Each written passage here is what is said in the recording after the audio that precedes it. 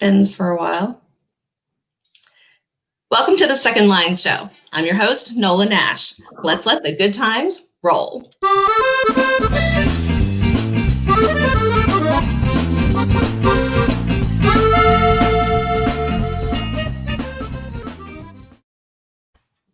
Welcome to the Second Line Show. Once again, I am your host, Nola Nash, and we have got a fun show tonight. We have Terry Lynn Thomas and Mandy Haynes back with us, and we love it when Mandy comes. We've actually been in the green room before the show started talking about our Nashville connections and how fun to have three ladies on the screen here who have that connection and can kind of talk about our stomping grounds here. It's so much fun.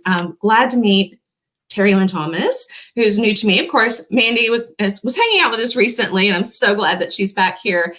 Terry and I are drinking our wine. Mandy's apparently been watching the election results, and she's drained her cabinet already. I'm all out. So Terry and I have got our wine with us. And I would say that, drinking wine is one of my favorite parts of the show, but honestly, it's just a side effect. It's a perk. It's just something that I like. I know it often looks like I'm drinking water, but I was honest with Terry earlier, and I said, looks like I'm drinking water, but most of the time there's wine in that cup. It's a treat for me. This is like, some people have their wind down Wednesdays. This is kind of my wind down Wednesday, I guess. Only I get to spend it with some amazing authors. So we are going to talk a little bit about suspense in women's fiction, and then have some fun like we always do. But before we get to the fun stuff, I'm going to let the ladies introduce themselves to you guys out there. And as we are doing that, I want to remind you guys, some of you are already popping into the comments, but make sure that you are leaving comments and questions for us so that we can work those into the show as much as we can. Anything we don't get to, whether you are posting during the show on all of the places that we are broadcasting live, or if you are posting after the show, I know I go back in and pop into the comments to see if, who's left what, and see if I can answer some that we didn't get to live on the show. So keep putting those in there, and we'll work those in as we can. As always is the way we do it. Those of you who've been here a while know how this works. So Ms. Terry Lynn Thomas, I'm going to turn it over to you. If you would introduce yourself to the folks, please. Oh, wow. Thanks. I get to go first. Hi, everybody. Nice to meet you. I'm Terry Lynn Thomas. I traditionally have written historical fiction set in World War II. I have 3 mystery series. The Sarah Bennett series, that's my first set, features a misunderstood medium, takes place in the 1940s in San Francisco.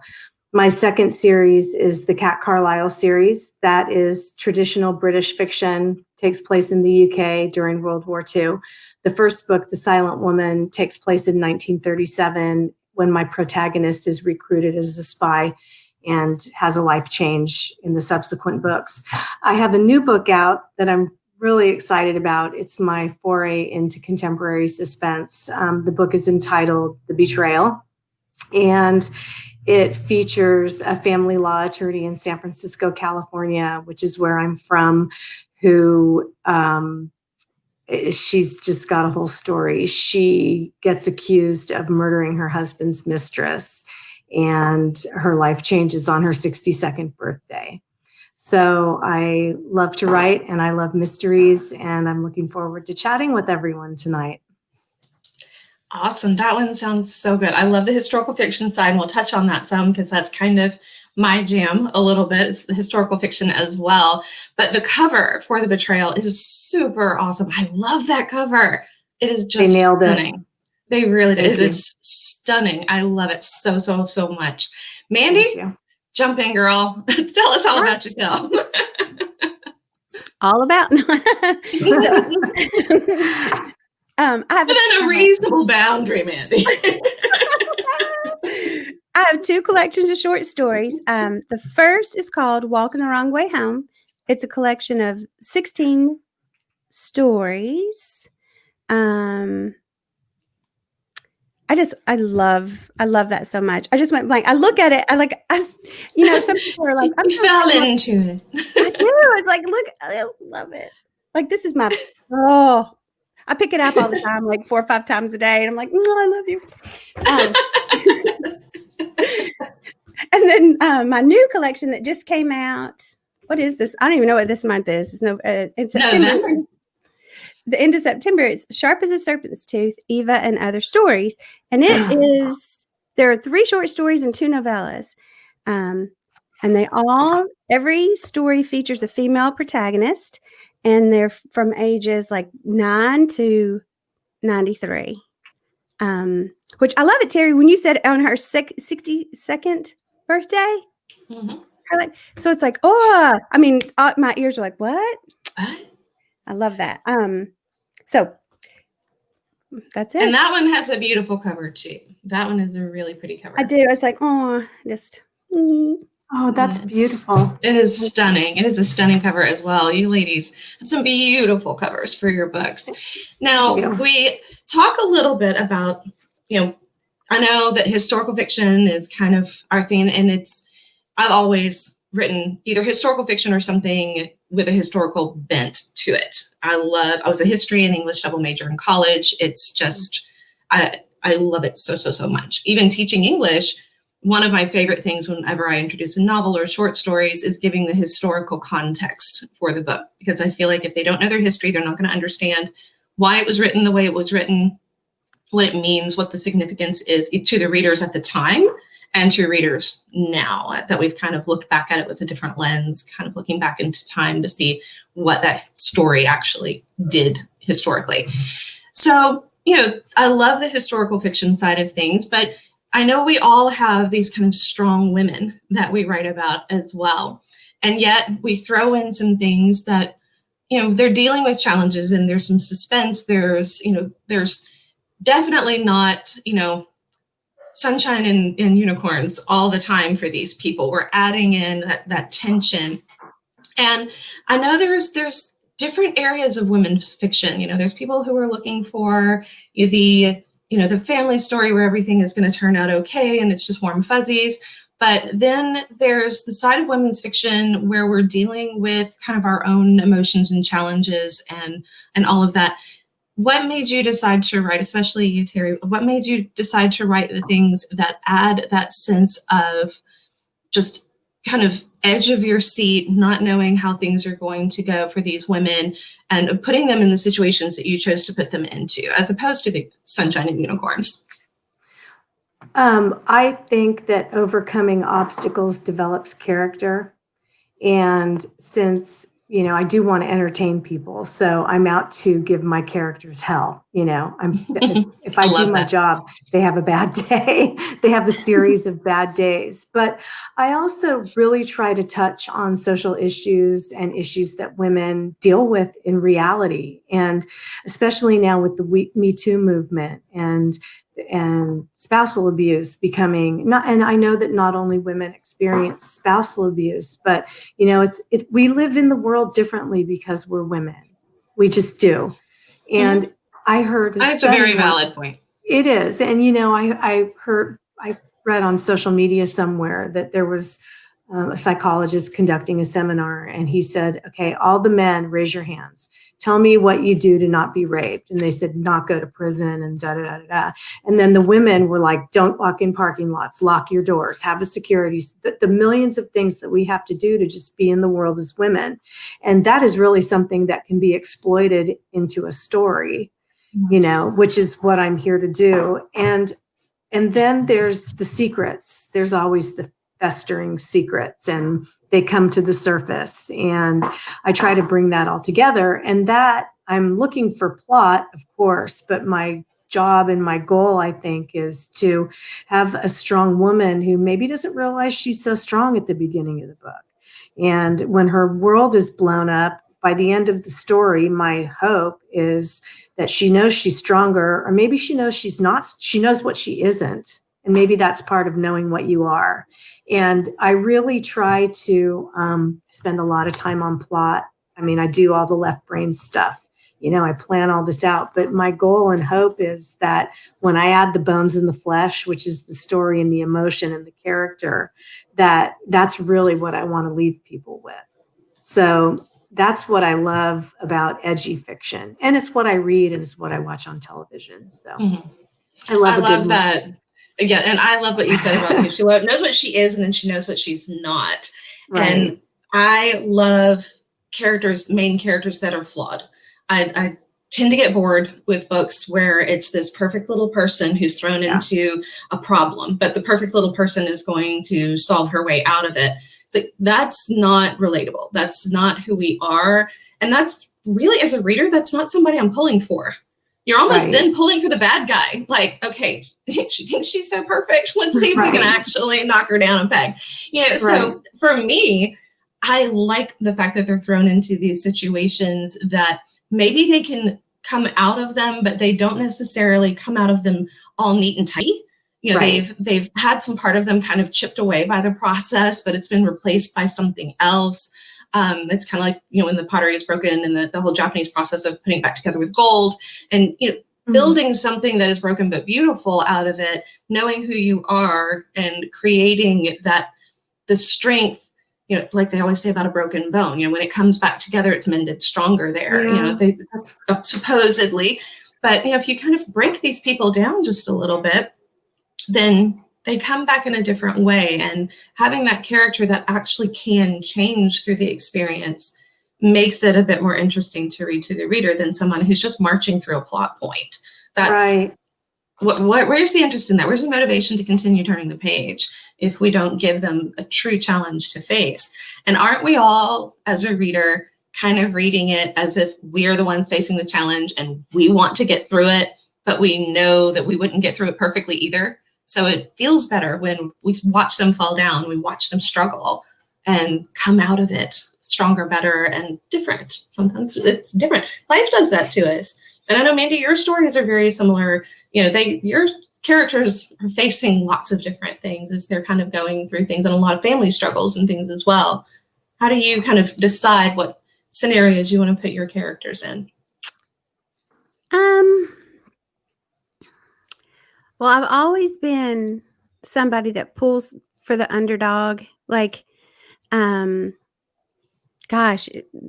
as a little kid, it was like, the people that might have lived on the street, the older people, and you're riding your bike or whatever, and you just see these people that don't have any family. And I don't know, I've just always been pulled to those types of people, and you just know they had a story. You just knew they had a story. And then working in, I worked as a cardiac sonographer for 16 years at Vanderbilt. And meeting all these families and these kids that were going through so much stuff, and their siblings, and it's like, so you got to know all of them. And some of them, like you'd see kids that were foster children that came from orphanages. I mean, there were I didn't realize there were 5 orphanages in Tennessee, and it's like, I didn't realize that. No, it's. I knew about the Tennessee Children's Home, but I didn't know how many there actually were. Through the state, I think there are 5, or there were back then. I don't remember how many years ago that was when. But anyway, you just meet all these people, and they just are some of this. I just loved them so much, and they weren't the pretty, perfect ones, and their stories would break your heart. But when you're watching them and you just see how strong they were, and how they didn't even know how strong they were. They didn't even know how inspiring they were. They're just kids and teenagers. Wow. So I don't know. I love that. And too, my life, I got married very young, like really, really young. And I've been married 3 times. And so I've been through a little bit of all of it. You're a serial wetter. I know. I'm always, this always the bride and never the bridesmaid. Never the bridesmaid. I'm always a bridesmaid, never the bride. No. That's the title of a story. I hope you write a story about that, because that's always the title. Always a bride, never a bridesmaid. Never a bridesmaid.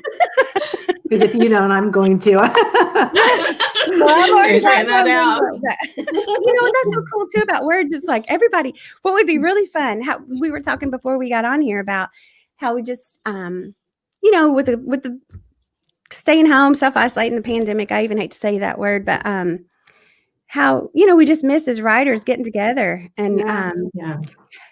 what I would Talking love to about do, writing.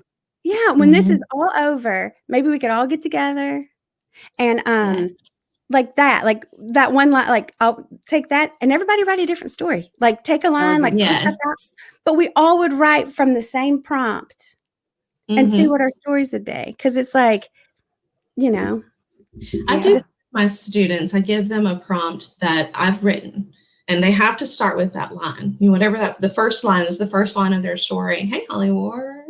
Hello, lady. And it's interesting to me where they go with it. And then I have them share their stories, and whoever wants to share. And even though they've started with the same opening lines, it never fails that the stories are vastly different. And, I teach so many kids in the course of a day. When I was in the classroom, I teach more now, but in the classroom, I had, one year I had 153 students, and I would do that exercise with them, and I would have 153 different stories.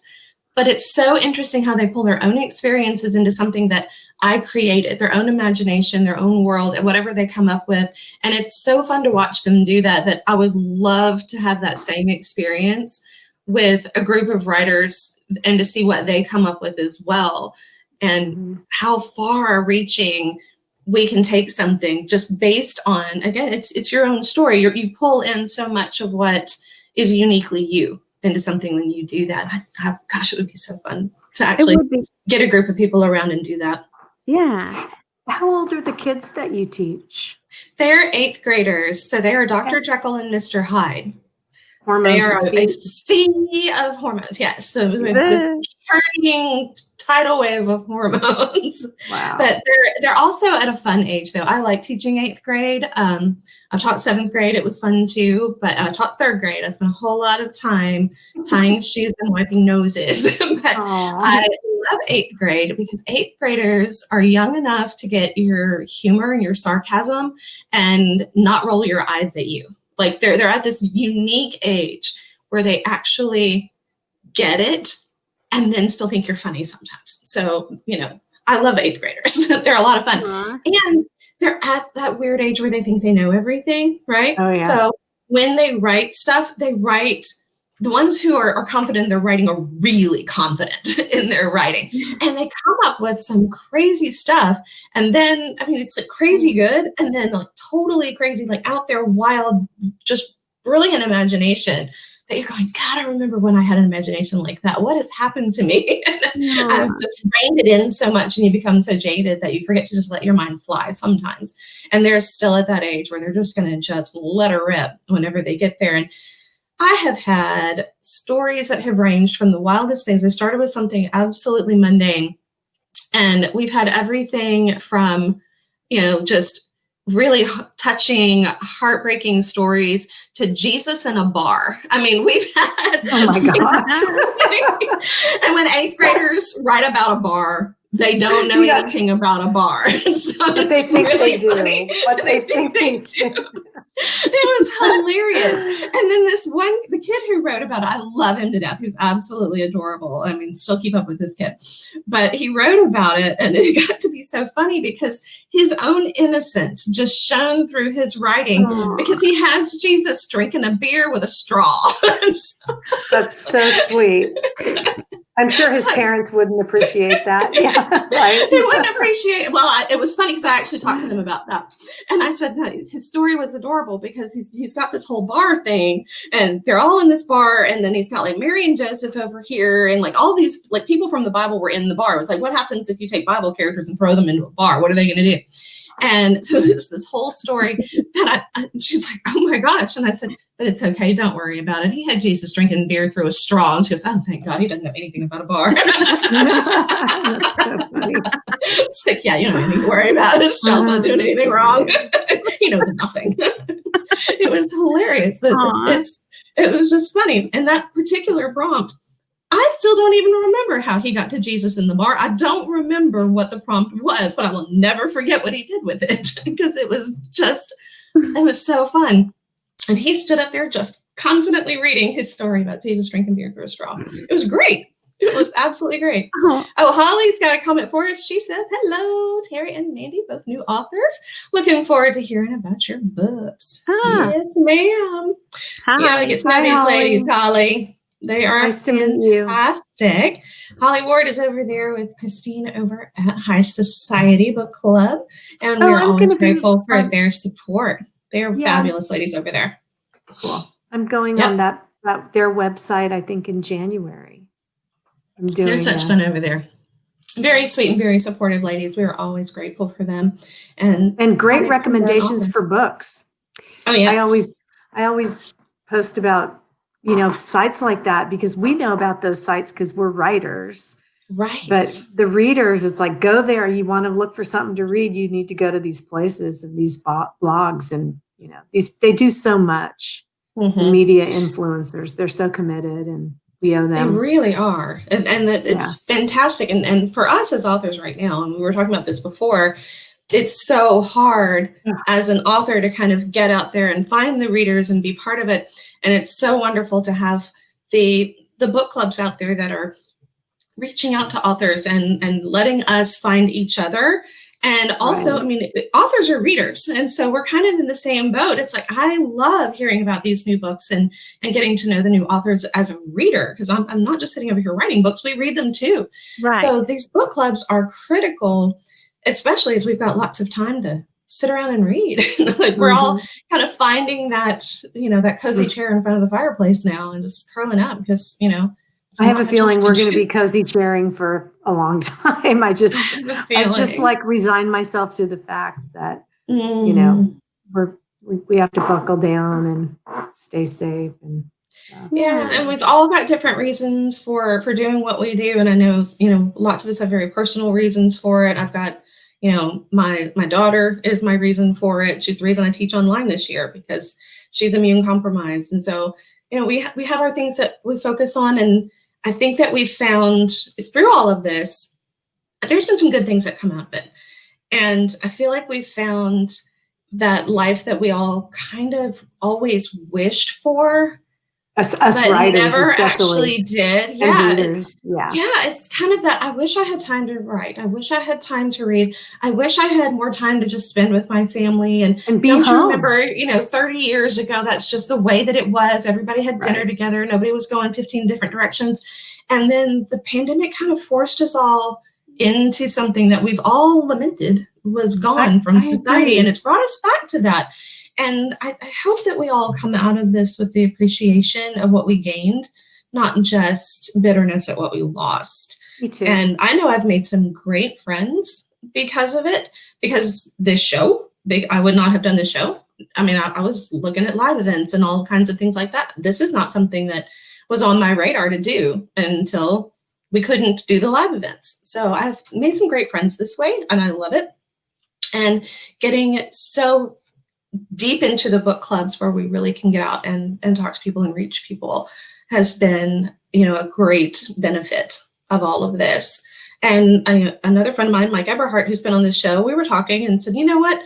We would not have become as good friends as we are when we knew each other, but we didn't really spend time talking because it was like other things that were pulling us in a bunch of different directions. We're like, we actually have time to talk now. And we found out we had a whole lot of things that we had done as, kids were theater people, lots of things to talk about. So there's a lot of friends that I've made I would not have necessarily gotten as close to and really developed that friendship because I just didn't have the time. We were pulled in too many different directions. So I love in many ways that we've had the time to kind of reevaluate what's important and what's worth spending our time on and what's worth going out into the world for versus kind of hanging on to what's near and dear to us. And I'm going to look forward to going out into the world one day. Don't get me wrong. I'll be very happy to get out and about again because I do love doing those live events. I do like being in person with people. I'm a hugger, It's like I don't know if I'll ever get to hug anybody again, and that's just gonna be like. You'll just energy hug. You'll just kind of hold up your hands and like air hug, air hug. I have to do a lot of that because I like being around people. I like being a teacher in a school, in a classroom too, but at the same time, I've really kind of found my feet teaching online. I like it, and it's been a challenge for me to figure out how to build relationships with kids that are just on the other side of a screen. They need the relationships too. So how do we reach out? And I think a lot of me being able to do that, I've kind of taken lessons from what I've learned from the book reviewers and watching those things and the interaction in those book clubs and doing things like this, to know that you don't have to be in the same room with somebody to have that connection with them too. It's the work that you put out, and it's what you put into it, and that's what you get back. So I think it's been an interesting experience. I really think it has. What have you guys discovered about yourselves, maybe that you just hadn't really thought about prior to all of this, or was a discovery that maybe, or something that was important to you before that maybe you've changed your priorities in some way? That's a tough question, I know. Well, it's easy for me because I left Nashville 3 years ago. I quit my job and sold my house and gave everything away. I moved out to a farm while I was waiting for the house to actually sell because the contract fell through. So I was on a 70-acre farm with 4 ponds and just me and my dogs. I didn't see anybody. I would go and volunteer. Oh, well, that's another fun thing. So my 7th grade biology teacher, actually, her church wasn't very far away. So she asked me to volunteer for the homeless for Room in the Inn for the holidays. So it's like I wasn't alone in the holidays. So that worked out perfect. I met all these great people and had so much fun. Like I could talk, if I start talking about that, I'll be hogging the whole thing. But that was great. I really liked my solitude. I had always worked like 10-hour, day jobs, and had, when I was raising my son, which I loved, having my son, but he was grown and married and moved out. But before that, like he was always there as kids, friends, my door was never locked. When he went to college, I was really missing him. So my brother and my sister and my nieces, I started just doing for them. Mm-hmm. And so I didn't realize how I never spent any time for me, and so interesting. I love that. Other things happened too with all that. And then married the 3rd time, and he was a musician. And so it's like I would work 10-hour days, and then I would go on the weekends and work the door and sell merch and travel with him from shows to shows, which I loved, but oh my gosh, I had no time. So when do you still do that? He does, yeah. Do you still go to his gigs? Do you still go to his gigs? I actually went to, gosh, when was the last one? They played in New Orleans. I love New Orleans. It's been, now that's probably been 3 years ago. I was living here. I went to New Orleans to hear them play. They're great. I love them. And Tammy, it's a band of guys. Tammy is the only gal. She plays fiddle and she's writes songs and sings. They're something else to watch. They're really What's good. the name of their group? The Steel Drivers. Steel Drivers. Y'all look up the Steel Drivers. Look at the Steel Drivers. Where y'all people? I'm writing it down. Yeah, really good. So my ex is a banjo, the cute little dimply banjo picker. That's my number. Call him number 3. No. He laughs and he introduces me to people because we really get along, all right, and he'll say, I went to his niece's wedding and all these old ladies that were friends with his parents, and he was like, this is my ex-wife and my dear friend, Mandy. I love watching people's faces. It just always makes me laugh. Ex-wife and dear friend. Me to her. So funny. That's funny.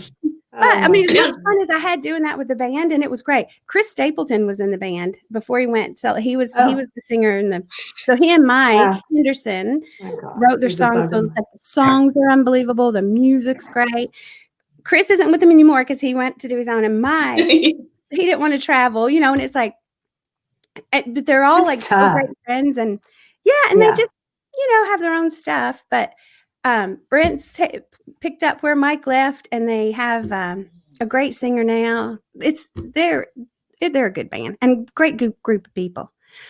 But as much fun as that was, I just thought, I never had any time for myself, So then when I did that and moved out to that farm, it was, I moved out there in October and I stayed until end of February, I think. So it was freezing cold in this old farmhouse, 70 acres, a family cemetery. Wow. And my dogs, cows. There were like a bunch of cows out there. And it's like, that was it. I loved it. I loved it.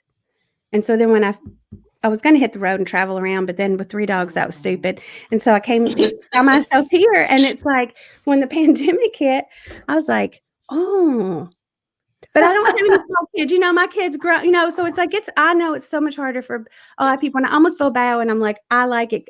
I hate it that people are sick and that people die. And but I never realized what a introvert, I mean, because everybody, you know, I thought I was so extroverted, but actually I think I'm a extroverted introvert. I don't know. I think you can be an introvert and be bubbly, because I'm an introvert too. I enjoy being alone, and that's a gift. So how did you stay warm in the winter? Well, I just laughed about it because I got it out. My dogs got excited. Electric blankets. Oh yeah. I had a heating pad. We'd come out from walking and my little Jack Russell would jump on that heating pad. And I had a space heater. And it's like space heater. Those are scary though. This was a really old ones, I guess. This was a nice one. Actually, it was a friend of mine had it. And so when I told her I was married at the farm, I was like, I need a refrigerator for this farmhouse. And I got a free refrigerator and the space heater. And they had propane, which I had to actually put propane in the tank, but it was expensive. And my house hadn't sold, you know, so I'm still paying the mortgage on the house.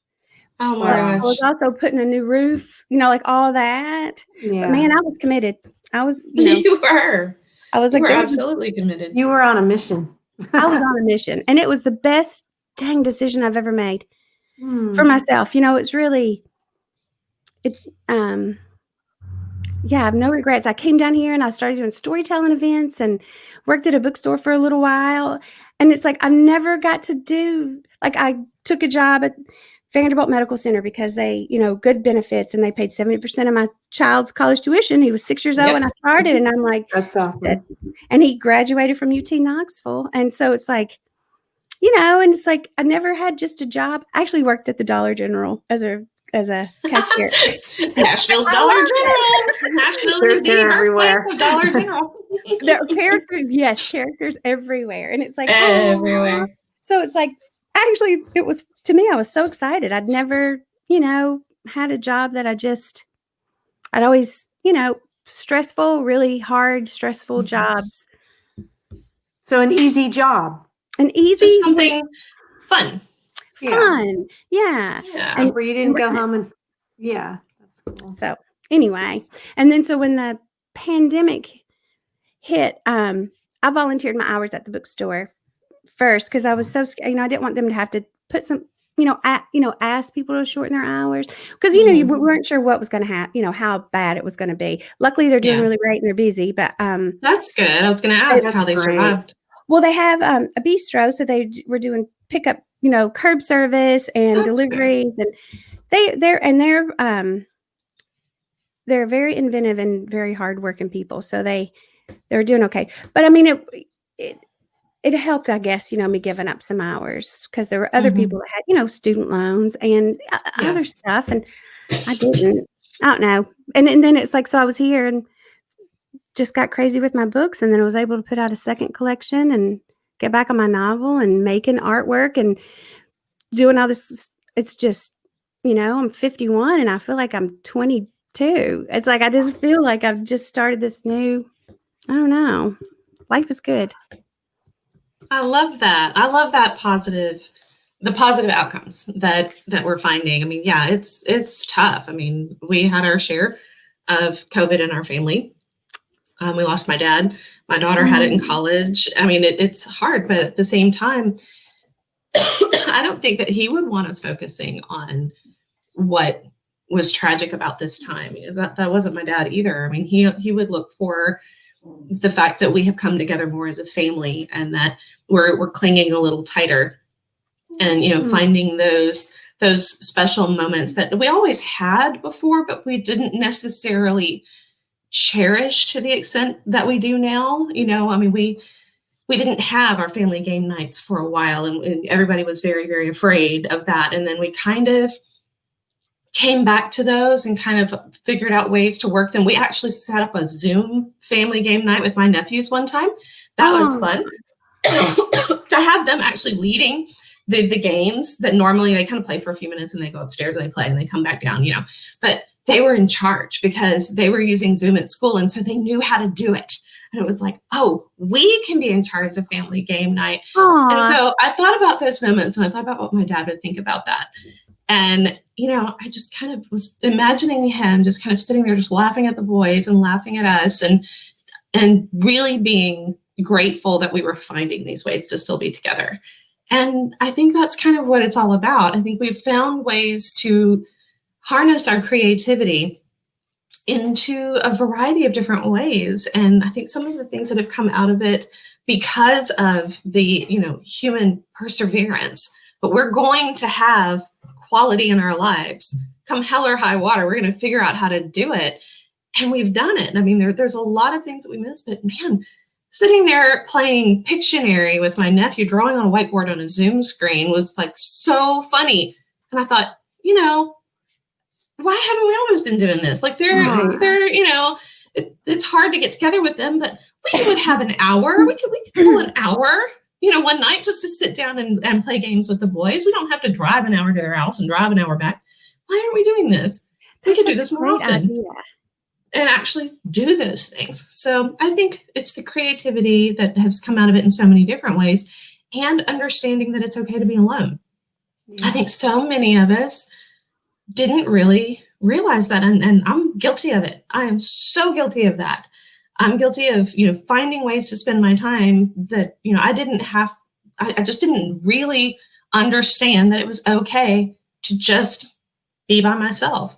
And now I really look forward to it. I'm just like you, Mandy. I've decided I like it. I have figured out what kind of feels good to me to be by myself.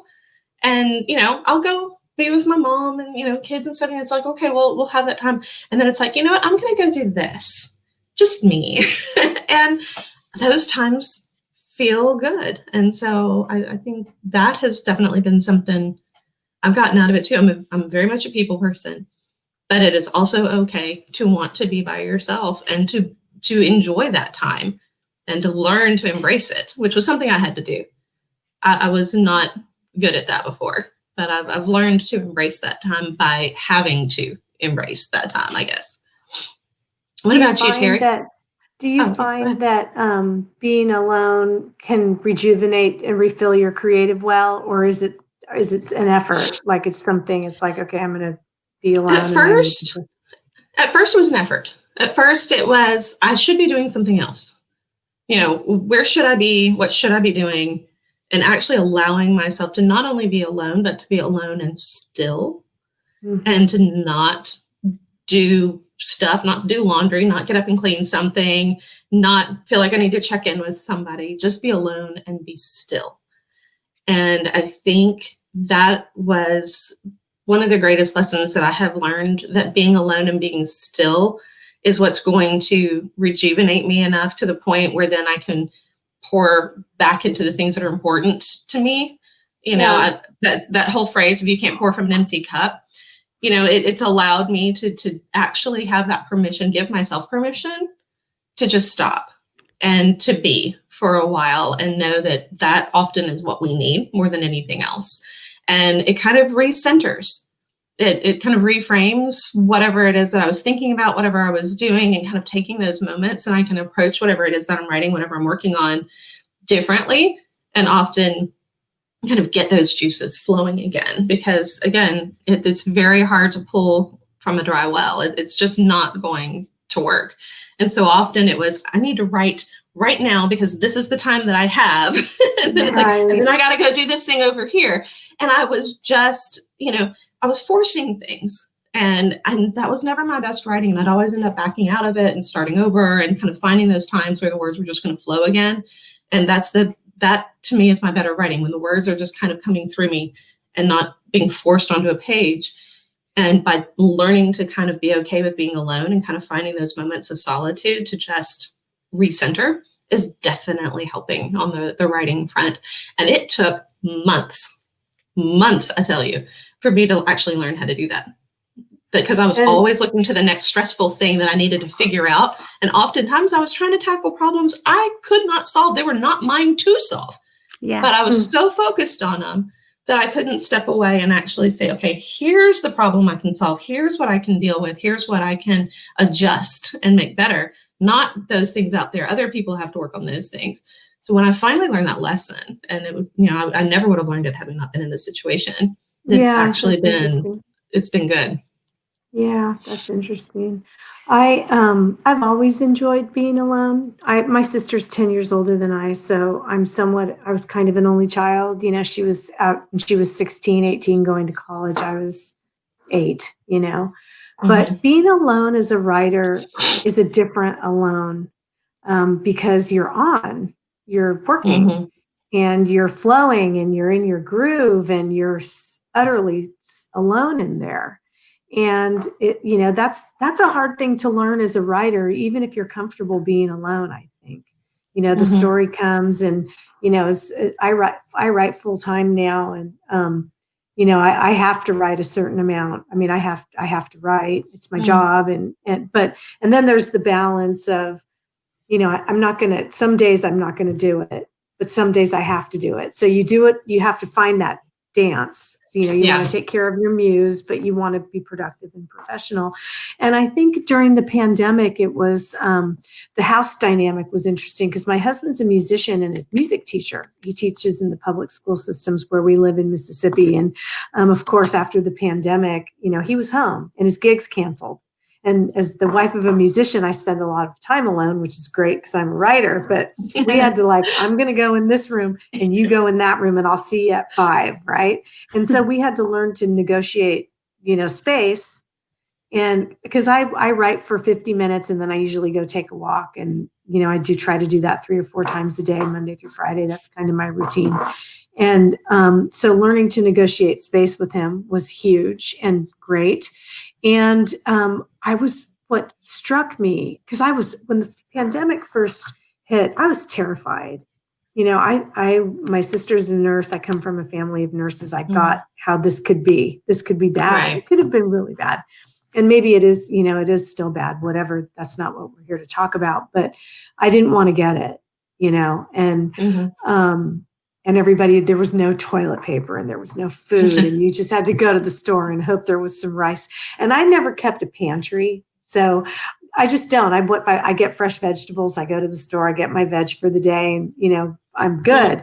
And so I've learned. So what I've learned from the pandemic, which is the question, I learned how to keep a pantry. And so now I know how to do that. It's a whole different way of grocery shopping. And, but the thing that I learned the most and what ties into what we're all here to talk about tonight is I love writing. And I think writing, we've been talking about, what's going on in the world right now and everybody's different. And, story brings us together. It does. Story is the bridge that will heal us all and heal our differences. And I think we all need some healing right now.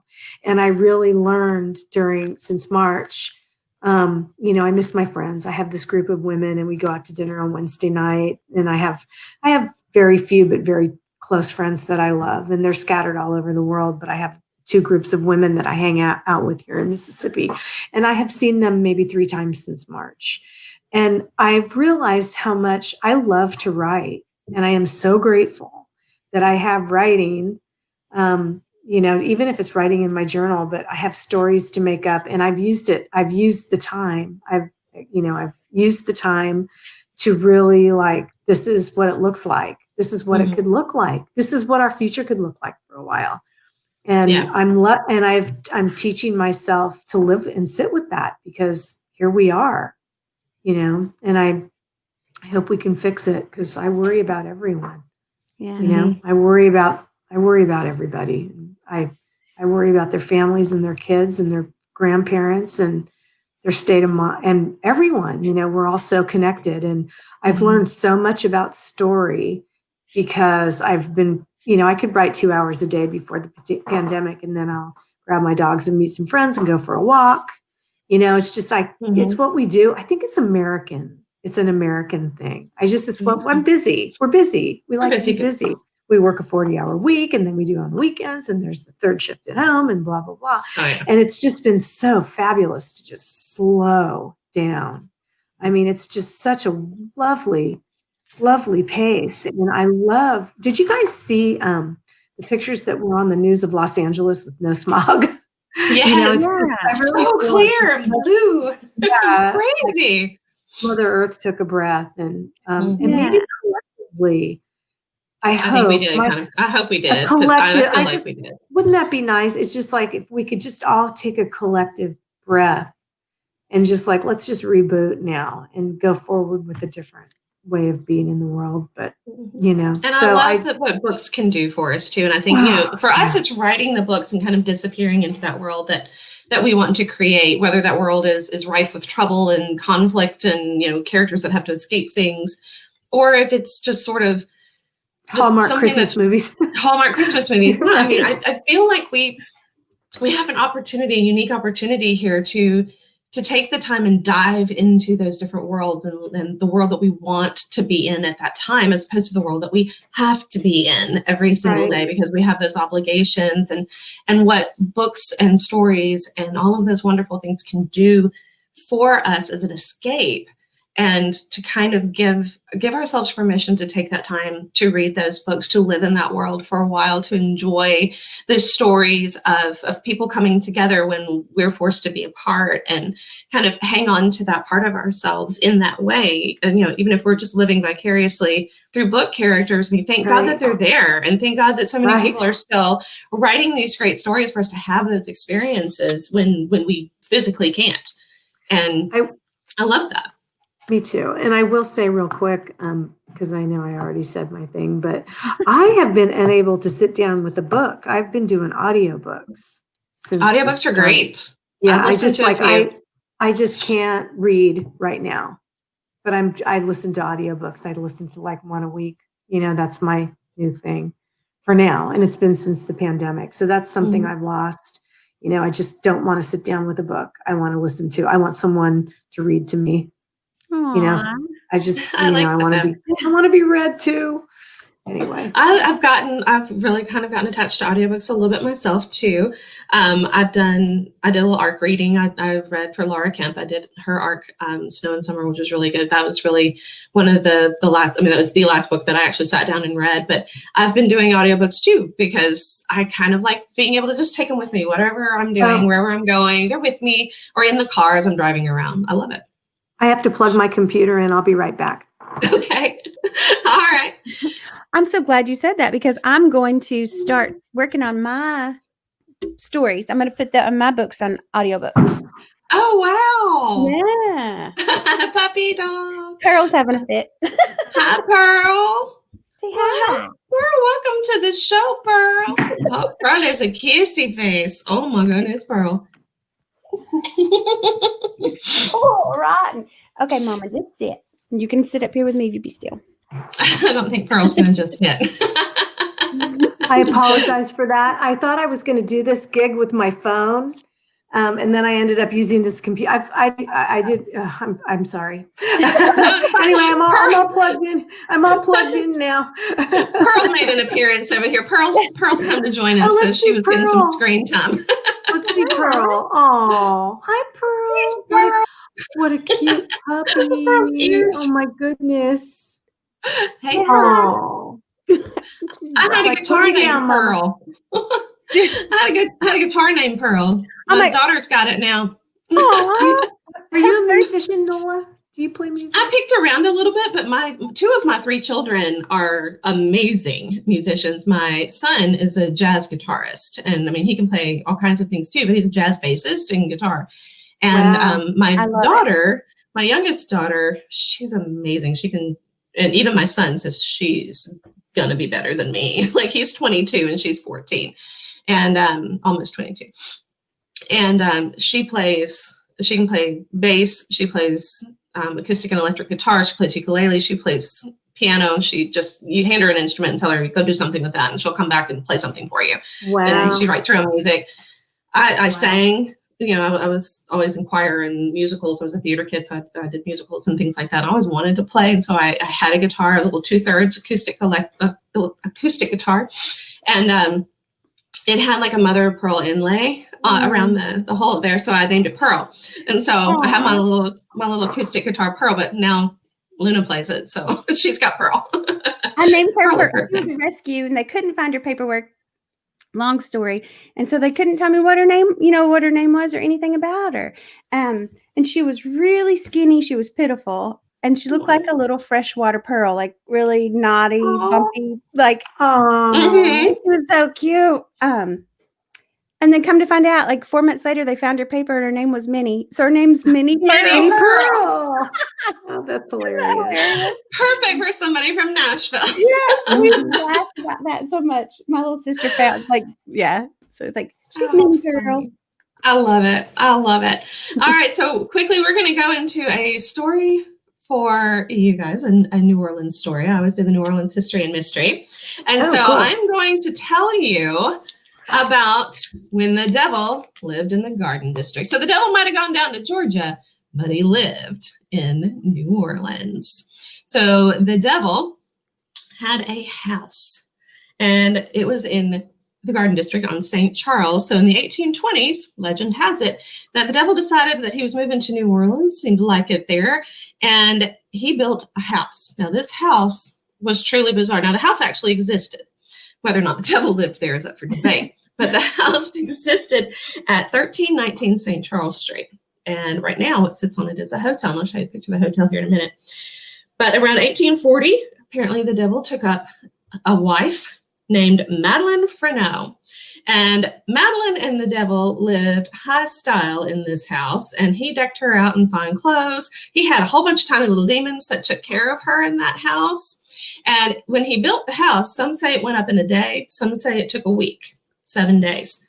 Wow. Because of course that goes with the, the devil's got to have his own creation story, right? So he's got a week to do things too. So he builds a house, but each of the rooms was on a slightly different floor. So it kind of, the description of it reminds me of the Winchester house in California, where she just kept building things and little stairs that go to nowhere and stuff. So he had floors where, the room is up here. So there's some like Escher-like stairs that go different directions all over the place. And so this weirdly built house. And so Madeline and the devil, they lived happily there for a while until Madeline got bored. I don't know how one gets bored with the devil. But Yeah, how do you get bored with the devil? Bored. She gets bored, and so she takes up with this young man, and her young man, his name was Alcide. So Alcide Cancien, it was his name. And so Madeline and Alcide strike up this affair, and they're having this tryst, and the devil would go out of town, and so Alcide would come over for dinner. So, I guess at some point he did have to go down to Georgia. I don't know. But he leaves town to go down to Georgia, whatever. And one night, Alcide and Madeline are having dinner, and Alcide tells Madeline about this strange encounter that he had with this man who asked him if he knew her. And of course, he told that stranger that yes, that Madeline was his lover. And turns out the man who asked the question is, of course, the devil. So the devil had offered him a whole lot of money if he would take Madeline and move, because the devil's tired of Madeline too. So he's like, let's just get out of here. Just take her and go. And Alcide decided, well, I'm tired of Madeline too. And I don't want to take the money because the money comes with taking Madeline, and I'd rather leave Madeline here. So he just tells Madeline over dinner, Alcide does, that he's just going to leave town. He's getting out of here, but she's not coming with him. Well, Madeline flies into a rage, and she strangles Alcide with a napkin, a dinner napkin, and is so enraged that she actually severs an artery, and he bleeds everywhere all over as he's dying. And so she's running around, and you imagine all the little demons, that are running the house. They're probably sitting there just, I imagine the peanut gallery of little demons watching this all play out. I mean, just in your imagination, it's got to be hilarious and brutal and hilarious. But you can tell what I write, right? finding this funny. Love But it. little peanut gallery demons are out there, they're liberties, they're watching. And then, so Madeline's running around like a crazy woman. And she's trying to wipe all the blood off of her, and she can't. It's like all over, and she's trying to like wipe it on the tablecloths and napkins and curtains and stuff. She can't get the blood off of her. Well, of course, right about then is when the devil gets back, and he sees this whole thing, and he's like, oh my God. And so he decides, I'm done with this. This is just too much for you and me. Even too much for me. Even too much for the devil. So he kills Madeline, and he takes their bodies and he takes them up onto a balcony, and he eats them and tosses their skin into a back alley. So the devil's decided he's done. Like, we're done with this. And he leaves town. So now that he's disposed of Alcide and Madeline and their skin, he goes away. The house kind of falls into ruin.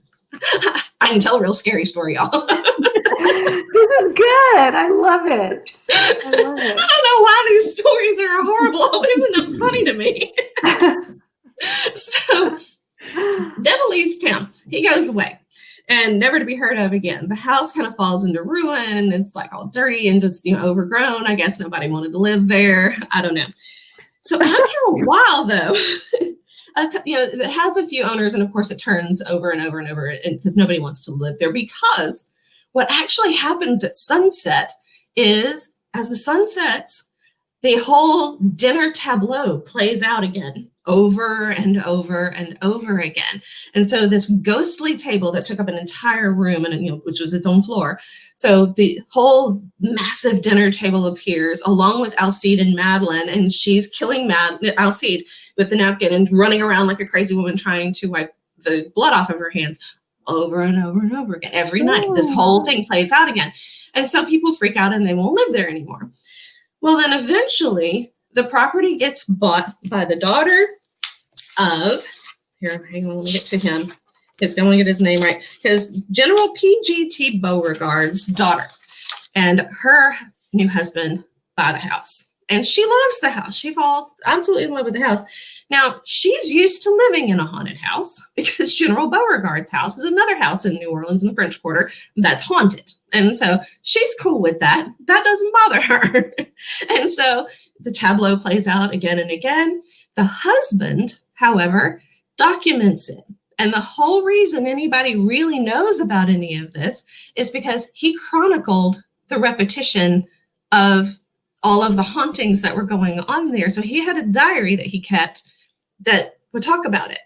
And so he would talk about the whole scene, everything that played out. There were people would hear like doorknobs rattling, like somebody trying to get into the doorknob, in the door, but the doorknob wouldn't open, and smoke, like smell of like a fire kind of burning out, would fill the house even when the fireplaces were all cold. And so like all of these things that they would experience. Now, this man, he bought the house. So it was 1840 when the devil took up with Madeline.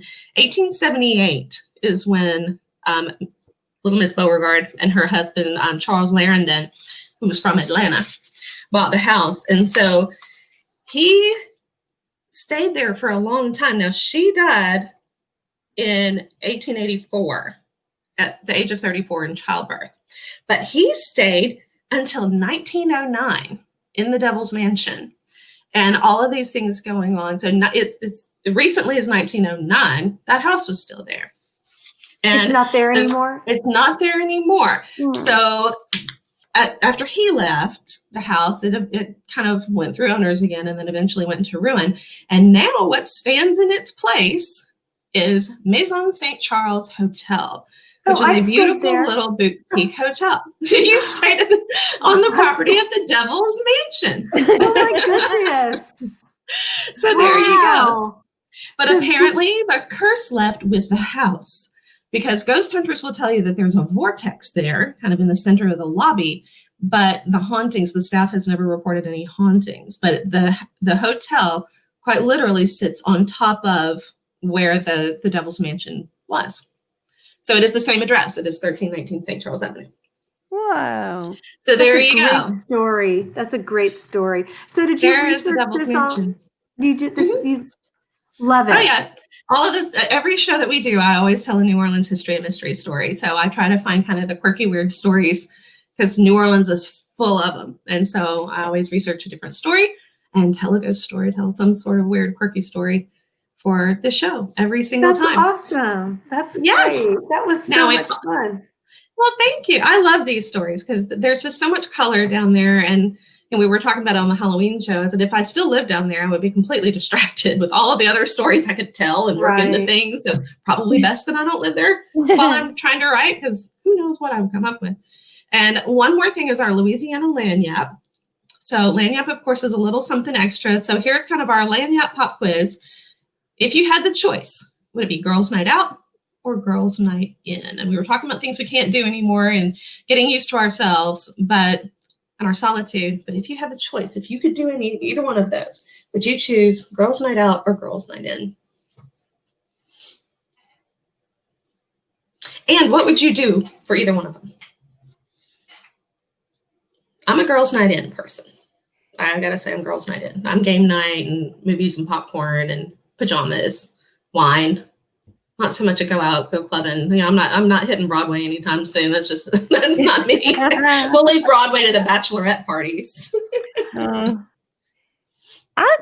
would like to do like a writer, like have a girls' night in and do like a little writer's thing. That would be fun. I would like that. I'd be down with that. Fun. Now, I know you've got girlfriends that you go out with, though, Terry. So would you prefer that group out, or would you prefer to kind of bring them in? I'd prefer to bring them in. I like to cook, and I would like to cook for people. I love cooking for people for fun. I don't have kids, so I have never had to have the dinner on at 5. I've never had to do that. So cooking is a joy for me, and I like to cook and pair with wine and stuff. So, and I do that. We get together at each other's houses and stuff. It's fun. Oh, nice. All right, girls' night in at Terry's house. This is what we. Yeah, come on, y'all. You're invited. You're invited. That's what we're gonna do. I'll bring the wine. We are. Cheers. Mandy, next time you have to have a cocktail, Mandy. Bring your beer. Next time I want to drink it all already. I was being nice and not broadcasting that on the podcast.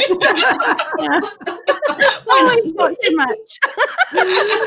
Oh my goodness, that's funny. Oh my gosh. So as we're coming to the end of our time, I do have to mention it because Annie McDonald would never forgive me if I didn't. She always fusses at me for not plugging my own books. So Crescent City Moon and Crescent City Sin, both of those books, of course, are out. Crescent City Sin just launched last week.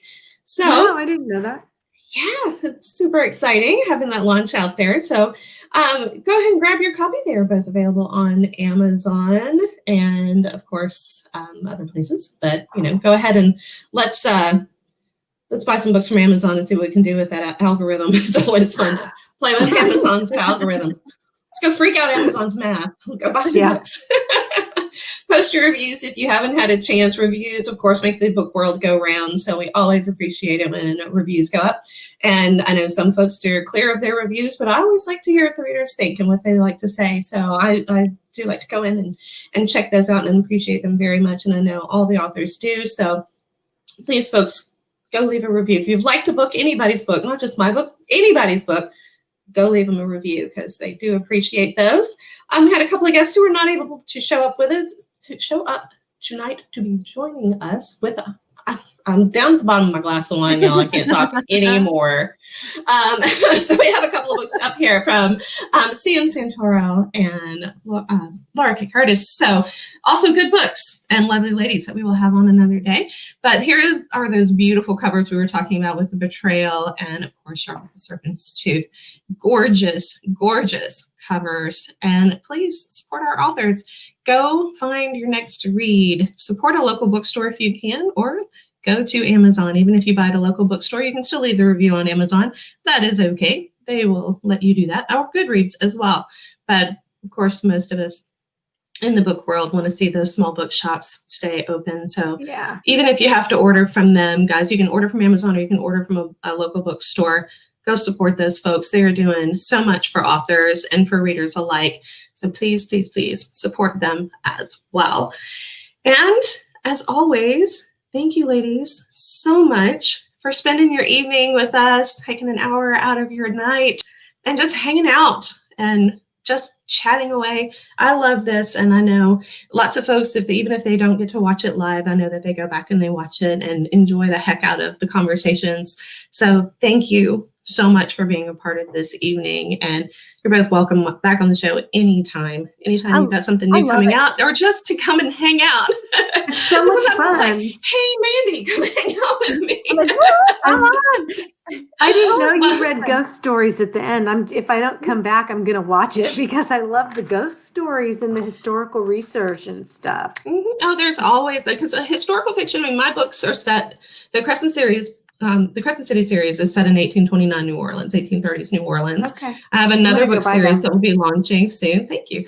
That is 1850s New Orleans. And then I have another series that is, the first book is called Traveler, and it's more modern. However, she's being pulled back into memories of past lives. And so the history loops back through even the more modern one. So that, I can't get away from that history and English double major. I will constantly weave those two things together because I love the history so much myself. And I get wrapped up in the research, and sometimes I have to pull myself away and actually do the writing that I'm supposed to be doing, because I end up down, all these little rabbit trails because I love the history. But yes, all of the episodes, speaking of, to go find any past episodes, if you want to go back and see the ghost stories that we tell, or any of our past guests and our fun conversations, the Second Line show does live over there on Nola Nash Entertainment on YouTube. So past episodes are there for you. Feel free to go back and watch any and all of those and leave us some comments, and we will try to get back on this. We've got lots of folks who are hanging out with us, and here's Alicia over here. Well, thank you, Alicia. You've been here all night, and that was so fun. Donna, enjoying the chat. Thank you, Donna, for joining us as well. And of course, Holly, hanging out as well. And Holly, we appreciate everything that you guys do over there at High Society. So thank you so much for hanging out with us tonight. So ladies, thank you so much. It has indeed been a fun night. Come back any old time you want. Thank you so much for having me. Oh, you're so welcome. All right, guys, this is it for us tonight. Thank you so much for joining us. Have a good night. No.